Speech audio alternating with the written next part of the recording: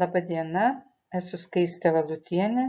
Mano pristatymo tema – virtualioji ir papildyta realybė gamtos mokslų mokyme.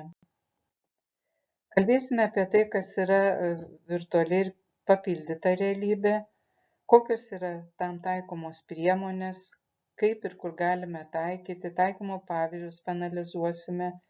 Taip pat yra labai svarbu, kokie yra privalumai, iššūkiai ir galimybės būtent taikyti virtualią ir papildytą realybę gamtos mokslų mokyme. Aptarsime, kaip virtualioji ir papildyta realybė gali papildyti tradicinį gamtos mokslų mokymą ir suteikti mokiniams gilesnį supratimą apie natūralius procesus.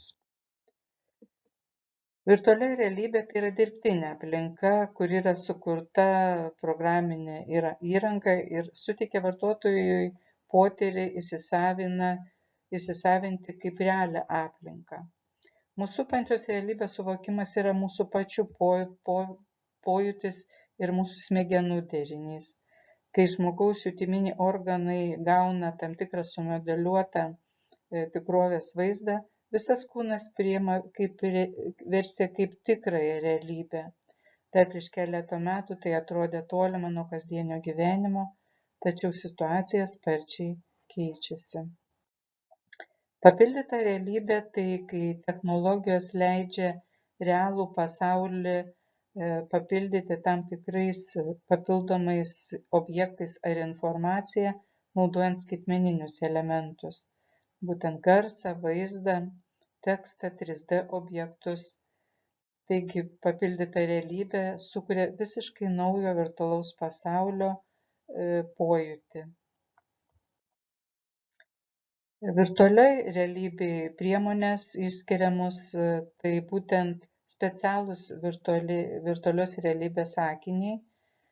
Jie perteikia trimačius vaizdus ir garsą. Specialūs valdymo prietaisai padeda liesti rankomis, judesiais valdyti procesą, taip pat sąveikauti su virtualiu pasauliu. Papildytos realybės priemonės būtų mobilieji įrenginiai, tai būtų išmanieji telefonai, planšetės. Tam reikalinga speciali papildytos realybės programinė įranga.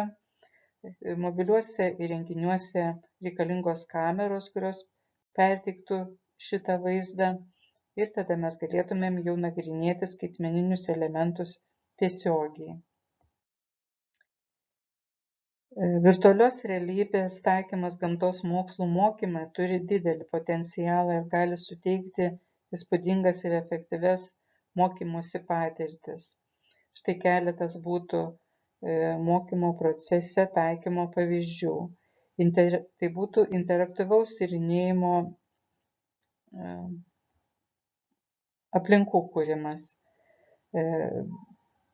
Šios priemonės leidžia kurti interaktyvias virtualias aplinkas, kuriuose mokiniai gali tyrinėti įvairius gamtos reiškinius, kaip geologiniai sluoksniai, ekosistemos ar astronominius objektus. Šios aplinkos gali būti kuriamos įvairiuose kontekstuose, pradedant nuo žemiškų ekosistemos iki kosmoso tyrinėjimų. Antras, kurį išskirčiau, tai virtualių eksperimentų vykdymas, kada mokiniai gali atlikti įvairius gamtos mokslo eksperimentus, kurie gali būti per brangus taip daryti realiai, galbūt ir per brangus, gali būti ir pavojus jų sveikatai, arba nepraktiški realiame pasaulyje, kaip pavyzdžiui daryti įvairias cheminės reakcijas arba simuliuoti tokius natūralius reiškinius kaip potvyniai, atoslūgiai ir žemės drebėjimai. Taip pat išskirti galime, kad mokiniai būtent virtualios realybės priemonių pagalba gali stebėti gyvąją gamtą, kad sukurtų šių priemonių pagalba galima perteikti jiems sukurtą virtualią aplinką, tokius vaizdus kaip gėlės, miškai, upės. Tada mokiniai galės stebėti ir tyrinėti ir augalus, ir gyvūnus, ir išmokti jų savybės, ir taip pat ekologinę sąveiką su gamta. Ketvirtas punktas, kurį išskirčiau, tai kosmoso ir planetų tyrinėjimas, kurios padeda mokiniams įsisavinti, ištyrinėti kosmosą, planetų judėjimus. Taip pat būtų svarbu tai, kad mokinys pats iš savo asmeninės perspektyvos visą tai gali daryti savarankiškai pasinerti į žvaigždynų tyrinėjimą, planetų ar kažkokių tai kosminių misijų aplinką ir taip jis išplėstų savo supratimą apie kosmoso mokslą. Simuliacijos ir modeliavimas gamtos moksluose labai prisideda prie įvairių scenarijų kūrimų ir stebėjimų, tokių kaip gamtos sistemų reagavimas į skirtingas sąlygas ir veiksnius. Taigi, naudojant virtualią realybę gamtos mokslų mokyme, mokiniai gali įsisavinti, įsiminti įspūdingos savo mokymosi patirtis, kurios galbūt skatintų mokinius susidomėti gamtos mokslais ir jų gilinimąsi apie gamtos procesus. Papildytos realybės taikymas gamtos mokslų mokyme gali būti naudingas ir įdomus būdas pagerinti mokinių supratimą ir įsiminimą. Štai keletas būdų, kaip pridėtinė realybė gali būti naudojama gamtos mokslų mokyme. Tai gyvosios gamtos identifikavimas, kada mokiniai pažįsta papildytą realų pasaulį, apie gamtą, augalus, gyvūnus, gali stebėti aplinką, kuri juos supa. Taip pat anatomijos mokymosi, kada mokiniai gali analizuoti įvairius biologinius organizmų anatomines sandaras,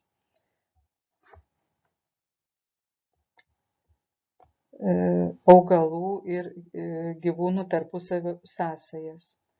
Taip pat išskiriamas yra geografijos žemėlapių ir atradimų nagrinėjimas, kada mokiniai gali tyrinėti žemėlapius, juose matyti įvairius gamtos objektus, istorinius įvykius, gali tyrinėti geografinės vietas, sužinoti apie jų geologinės savybės ar istorinius reikšmingus faktus. Simuliacijos ir eksperimentai neatskiriami yra nuo gamtos mokslų ir čia ateina į pagalbą tikrai su savo įvairia gera medžiaga, kada mokiniai gali daryti praktinius tyrinėjimus ir suprasti, kaip vyksta gamtos procesai. Ekologinės sąveikos stebėjimas neatsiejamas nuo gamtos pažinimo ir tikrai mokiniai gali stebėti, kaip skirtingos rūšys sąveikauja, kaip jų proporcijos keičiasi priklauso nuo aplinkos savybių. Taigi taikymas pridėtinės realybės gamtos mokslų mokyme suteikia mokiniams interaktyvų ir įtraukiantį būdą mokytis, padedant suprasti ir įsiminti gamtos reiškinius. Taip pat skatina mokinių smalsumą ir susidomėjimą gamtos mokslais. Virtualios gamtos mokslo eksperimentų simuliacijos išskiriamos virtualios cheminės reakcijos, biologiniai procesai ir fizikos eksperimentai. Aplikacijų ir priemonių pavyzdžiai. Augment 3D papildyta realybė, apie kurią galima daugiau pasidomėjus pažiūrėti YouTube įrašo. Tikrai labai įdomi ir vaizdi priemonė gali būti naudojama tiek mokyklose, tiek namų aplinkoje, skatinant mokinių domėjimąsi ir mokymosi motyvaciją. Taip pat fizikai išskirčiau šias priemonės taipogi. Aplikacija leidžia mokiniams tyrinėti žmogaus kūną trimačiame virtualiame pasaulyje. Newton mokymosi priemonė skirta mokiniams suprasti pagrindinius fizikos dėsnius ir mokiniai gali eksperimentiškai eksperimentuoti su vairiais fizikiniais reiškiniais kaip gravitacija, trintis ir įvairūs judėjimai. Ir kita priemonė tikrai labai populiari, PHET interaktyvios simulacijos. Reikia pabrėžti, kad tai nemokama aplinka, tik reikalingi virtualios realybės akiniai. Physics AR programa leidžia mokiniams tyrinėti įvairius reiškinius ir dėsnius ir kitos platformos. Labai įdomi priemonė, kurią radau interneto platybėse, tai anglų kalba, kuri skirta 10-15 metų amžiams mokiniams. Čia pateikiama ir mokytojo knyga, ir mokinio vadovėlis. Knyga su pridėtinė realybė, mokytis, daryti įvairius eksperimentus, tyrinėjimus. Tikrai labai pritraukianti dėmesį knyga. Pateikiamas aprašymas mokinio knygoje, kaip atlikti kažkokį tai simuliacinį bandymą. Mokinys turi planšetę su programinė įranga ir gali atlikti su šia priemonė bandymą. Taip pat, kad mokytojui lengviau būtų organizuoti darbą, taip pat gauna ir mokytojo knygą. Na ir dabar mes galime pasižiūrėti, kaip galima atlikti šį eksperimentą.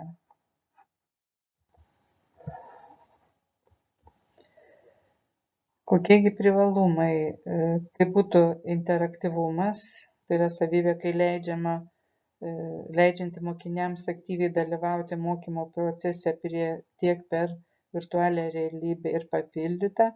Mokiniai sąveikauja su virtualiu pasauliu, tyrinėja, eksperimentuoja, priima sprendimus, o tai skatina gilesnį supratimą ir įsiminimą. Vizualizacija.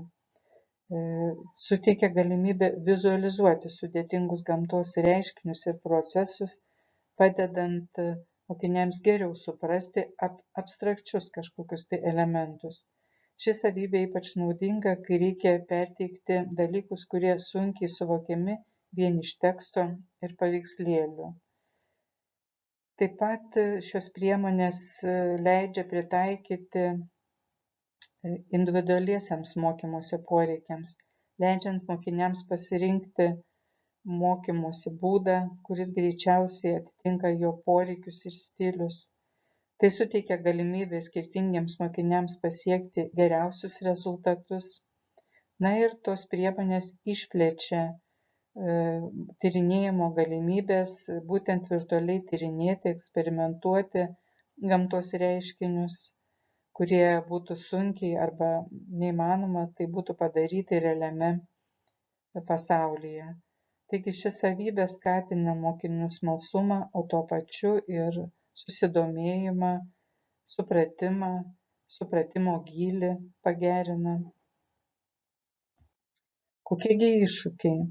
Virtualioji ir papildyta realybė turi didelį potencialą pakeisti gamtos mokslų mokymą.